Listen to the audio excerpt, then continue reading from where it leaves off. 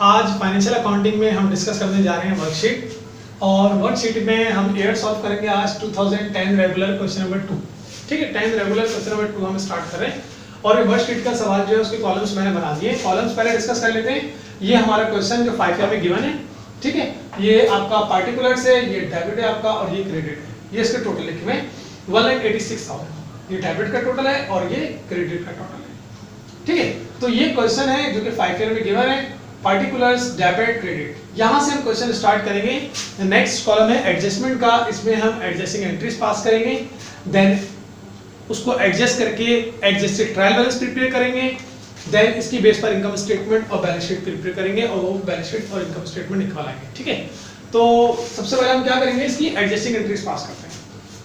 2010 regular question number 2।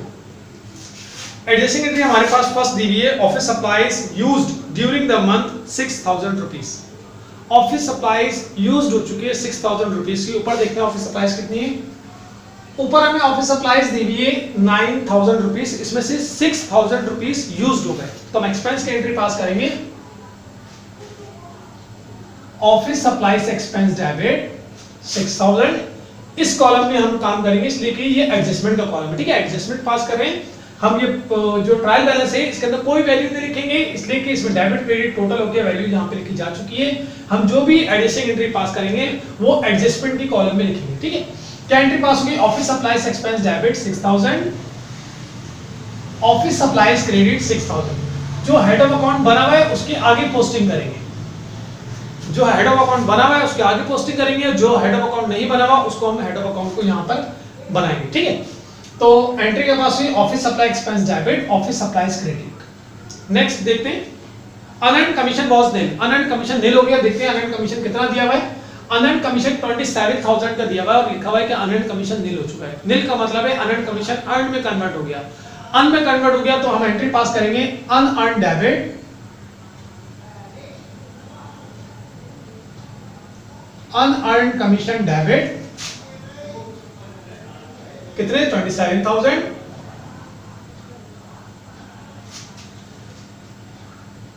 Sorry, इसको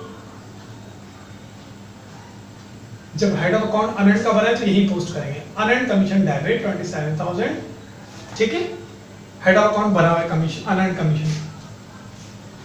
commission debit और commission income credit. Commission income या commission earn एक ही बात है।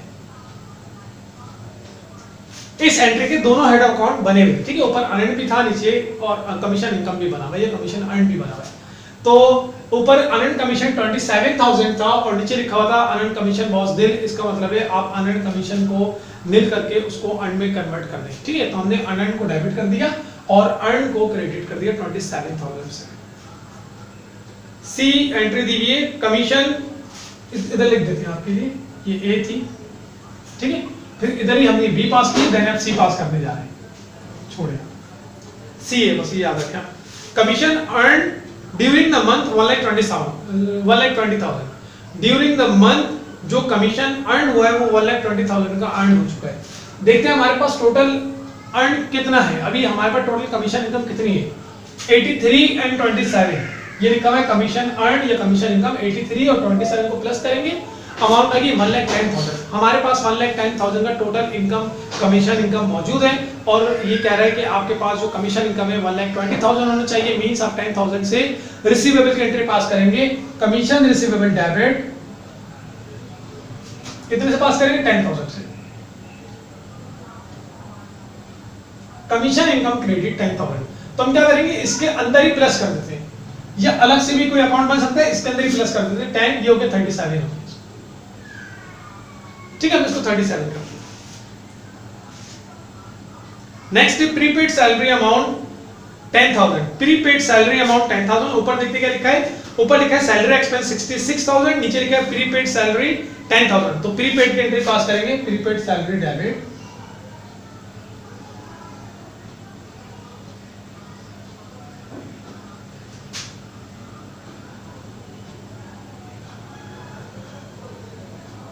10,000 और सैलरी एक्सपेंस क्रेडिट 10,000।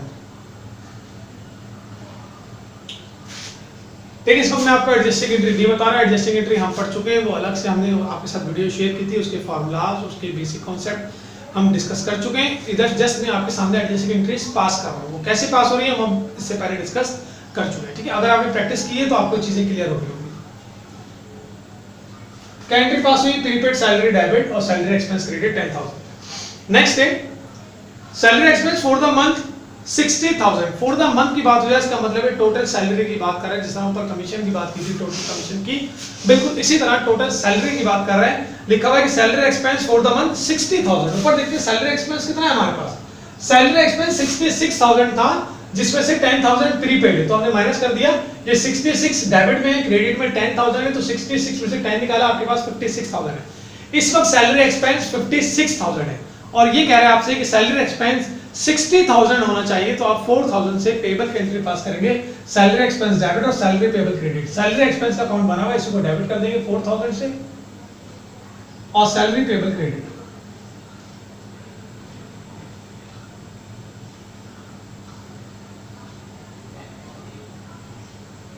10,000 रुपीज, ठीक। नेक्स्ट देखते हैं rent expense for the month 30,000, ठीक है। तो इसी तरह हम अभी रेंट को देखते हैं। रेंट के अमाउंट अगर कोई हमने एंट्री पास की थी, ऊपर कोई हमने एडजस्टिंग एंट्री पास नहीं की है रेंट के हवाले से, तो ऊपर हमें प्रीपेड रेंट दिया हुआ है 36,000। 36,000 में से बोले 30,000 आपका रेंट जो है वो एक्सपेंस हो गया या एक्सपायर हो गया, ठीक है। तो अब आप रेंट एक्सपेंस की एंट्री पास करेंगे। रेंट एक्सपेंस डेबिट 30,000 और प्रीपेड रेंट क्रेडिट 30,000।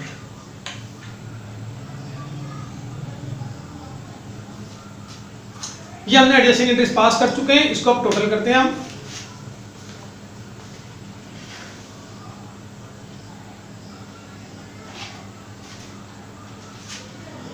डेबिट में हमारे पास है 27,000, देन 4,000, देन 6,000, 10,000, 10,000 एंड 30,000। ये हमारा टोटल आ रहा है 87,000 रुपीज, ठीक है।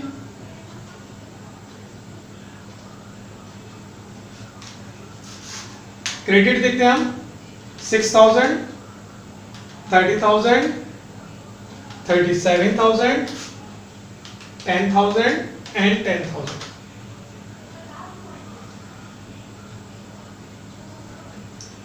Six, 30, 37, 10,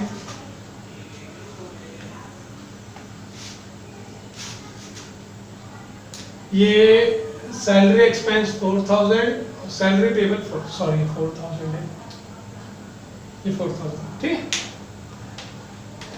6,000, 30,000, 37,000 और ये 10 और 4 14,000, ये हो गया 87,000, ठीक है। डेबिट क्रेडिट हो गए। अब क्या करेंगे हम, जैसे कि मैंने आपको बताया कि ये यहां तक तो आपको क्वेश्चन पेपर में दिया हुआ होता है, 5 में गिवन है। ये आपका ट्रायल बैलेंस के पर्टिकुलर्स हैं, ये डेबिट क्रेडिट है, हमने ये यहां तक इसको कॉपी किया है जस्ट, ठीक है। देन अभी हमने एडजस्टिंग एंट्री पास की। एडजस्टिंग एंट्री पास करने के बाद उसको टोटल कर दिया। अब हम बनाने जा रहे हैं adjusted trial balance. Adjusted trial balance के लिए आपको एक जो बेसिक फार्मूला है वो क्लियर होना चाहिए। वो ये कि एडजस्टेड ट्रायल बैलेंस के लिए हम जो सेम कॉलम्स होते हैं उसको प्लस कर देते हैं। फॉर एग्जांपल डेबिट और डेबिट प्लस हो जाएंगे, क्रेडिट क्रेडिट प्लस हो जाएंगे और डेबिट क्रेडिट को माइनस कर देंगे, ठीक है। यहाँ पर देखिए किस तरह करते हैं। जैसे कैश है, कैश के आगे कोई एडजस्टमेंट नहीं है, तो एडजस्टेड ट्रायल बैलेंस में कैश डायरेक्ट आ जाएगा यहाँ पर 75,000, ठीक है। देन हमारे पास है office supplies. Office supplies debit में 9,000 है और क्रेडिट में 6,000। 9 डेबिट और 6 क्रेडिट। डेबिट क्रेडिट आपस में माइनस होंगे। 9 में से 6,000 माइनस कर दिए, 3,000 का डिफरेंस आ गया, 3,000 दे दिए। डेबिट में क्यों लिखे? डेबिट में इसलिए लिखे कि वैल्यू डेबिट में बड़ी अमाउंट थी, ठीक है, वैल्यू ज्यादा थी डेबिट में। इधर 9 है 6 है तो डिफरेंस भी डेबिट में खुलेगा, इसलिए कि डेबिट में वैल्यू ज्यादा थी। प्रीपेड रेंट डेबिट में 36,000 है, क्रेडिट में 30,000 है। 36 में से आपने 30 माइनस कर दिए, 6,000 आपका डेबिट बैलेंस आ गया, ठीक है। अनअर्न्ड कमीशन क्रेडिट में 27 है और डेबिट में 27 है, तो नील हो गया, ये कोई बैलेंस नहीं आएगा, ठीक है। अमजद कैपिटल 76 से कोई एडजस्टमेंट नहीं है, इसको डायरेक्ट हम क्रेडिट साइड पे लिख देंगे 76,000, कोई एडजस्टमेंट नहीं है इसकी। कमीशन अर्न 83 और 37 टोटल 1,20,000 कमीशन इनकम हो गया। ये क्रेडिट में है तो क्रेडिट में हो गया, क्रेडिट और क्रेडिट प्लस हो गया, क्रेडिट में हमने लिख दिया। देन सैलरी एक्सपेंस 66 और डेबिट में है 4। 66 और 4 कितने हो गए? 70,000। 70,000 में क्रेडिट बैलेंस माइनस किया, आगे 60,000। ऑफिस सप्लाई 6,000 डायरेक्ट कॉपी करेंगे इसलिए कि इसकी कोई आगे एडजस्टमेंट नहीं है। 10,000 डेबिट है, डेबिट में लिख देंगे। 10,000 क्या है? ये कमीशन रिसीवेबल है, ठीक है। प्रीपेड सैलरी 10,000 डेबिट है, डेबिट में लिख देंगे हम। सैलरी पेबल क्रेडिट में 4 है तो 4,000 लिख देंगे हम। रेंट एक्सपेंस 30,000 डेबिट में तो 30,000 डेबिट में लिख देंगे हम। क्या किया हमने? डेबिट डेबिट प्लस किया, क्रेडिट क्रेडिट प्लस किया, डेबिट क्रेडिट को माइनस किया, जहां अमाउंट ज्यादा थी उसका डिफरेंस वहीं लिख दिया।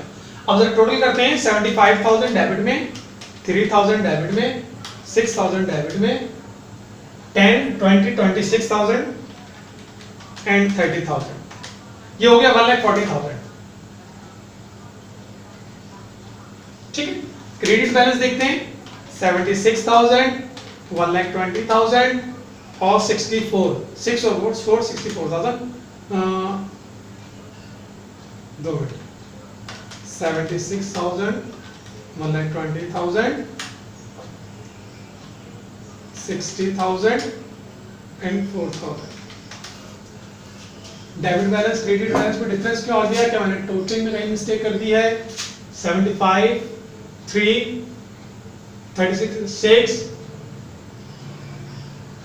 ये डेबिट क्रेडिट मिल हो गया। ये 76,000, 83 और ये 120 हो गया। 66 और ये आपका हो गया 70 में से 10 गए, 60 डेबिट में आएगा, ठीक है, क्रेडिट में। देखिए ये चीजें हमें देखना पड़ेगा, ठीक है। चले ठीक, कैलकुलेशन में हो जाता है कभी कभी। 75,000, 3,000, 6,000, 60,000, 10, 20, 26,000 एंड 30,000, ठीक है। ये आ रहा है 2 लाख रुपीस। 76 क्रेडिट में, 120 एंड 4, 2 लाख रुपीस आ गया, ठीक है। ये 2 लाख आ गया आपका डेबिट बैलेंस और ये आ गया आपका क्रेडिट बैलेंस, ठीक है स्टूडेंट। ये आपका डेबिट क्रेडिट बैलेंस इक्वल हो चुका है इस वक्त। एडजस्टेड ट्रायल बैलेंस आपका कंप्लीट हो चुका है और अब हम बनाने जा रहे हैं income statement and balance sheet, ठीक है। इनकम स्टेटमेंट बैलेंस शीट में हम क्या करेंगे? जो head of account income statement से रिलेट करते हैं वो इनकम स्टेटमेंट में कॉपी करेंगे, जो बैलेंस शीट से रिलेट करते हैं वो बैलेंस शीट में कॉपी कर देंगे, ठीक है। जैसे हमारे पास एसेट्स, लायबिलिटी और ऑनर इक्विटी बैलेंस शीट में जाएंगे, रेवेन्यू और एक्सपेंस इनकम स्टेटमेंट में, ठीक है। कैश हमारे पास है। अच्छा, हम क्या करेंगे अब? हेड ऑफ अकाउंट पार्टिकुलर से देखेंगे और वैल्यूज एडजस्टेड ट्रायल बैलेंस से देखेंगे, इसलिए कि फाइनल ट्रायल बैलेंस ये है, ठीक है। कैश 75,000 है तो ये डेबिट में आएगा आपका बैलेंस शीट में, इसलिए कि कैश एसेट्स है। ऑफिस सप्लाईज 3,000 डेबिट में तो ये एसेट्स है तो उसको हम यहाँ पे लिख देंगे। प्रीपेड रेंट 6,000 है, प्रीपेड रेंट करंट एसेट्स है तो बैलेंस शीट में आएगा। अनअर्न्ड कमीशन जो कि नील हो चुका है उसको हम कहीं नहीं लिखेंगे। Then Amjad capital 76,000 owner's equity है तो ये आपकी बैलेंस शीट में आएगी, ठीक है। अच्छा, कमीशन अर्न 83 और ये 1,20,000 इनकम स्टेटमेंट में आएगा, इसलिए कि इनकम है। सैलरी एक्सपेंस आपका 60,000 इनकम स्टेटमेंट में आएगा क्योंकि एक्सपेंस है। ऑफिस सप्लाई एक्सपेंस आपका 6,000 डेबिट में आएगा, इनकम स्टेटमेंट में आएगा क्योंकि एक्सपेंस है। कमीशन रिसीवेबल ये करंट एसेट्स है, ये आपकी बैलेंस शीट में आएगा, ठीक है। तो assets, liability, honour equity balance sheet में जाएंगे, रेवेन्यू एक्सपेंस इनकम स्टेटमेंट में आएंगे। प्रीपेड सैलरी 10,000 डेबिट में, ये आपकी प्रीपेड जो है करंट एसेट्स है वो बैलेंस शीट में आ जाएगी। सैलरी पेबल लायबिलिटी ये बैलेंस शीट में जाएगी। और रेंट एक्सपेंस जो है, रेंट एक्सपेंस वो आपका एक्सपेंस में आएगा, यानी इनकम स्टेटमेंट में आएगा। अब क्या करेंगे? इसको टोटल करते हैं। आपका जो टोटल आ रहा है इनकम स्टेटमेंट का 1,20,000 क्रेडिट साइड पे आ रहा है और ये हो गया 60 और 90 और ये 96,000 आ गया इधर का, ठीक है। इधर देखते हैं हमारे पास है 76 और ये 4 हो गया आपका 80,000, ठीक है। और इधर देखते हैं कितना आ रहा है, ये आ रहा है 75,000, 3,000, 6,000 और 20,000। ये आ गया आपका 104, 1,04,000, ये आपका टोटल हो गया यहाँ पे। अब हम करेंगे क्या, इनकम स्टेटमेंट बैलेंस शीट को टोटल करने के बाद इनकम स्टेटमेंट का डिफरेंस निकालेंगे कितना आ रहा है, 1,20,000 माइनस 96,000, डिफरेंस आ रहा है 24,000 का डिफरेंस आ रहा है। ठीक है, कहां डिफरेंस आ रहा है, आपके क्रेडिट बैलेंस ज्यादा है, डेबिट बैलेंस कम है। ये जो आपने लिखा है 24,000, क्रेडिट बैलेंस अगर ज्यादा है तो जो डिफरेंस आएगा उसको बोलेंगे नेट प्रॉफिट। ये नेट प्रॉफिट आ गया आपका, ठीक है, नेट प्रॉफिट आ गया।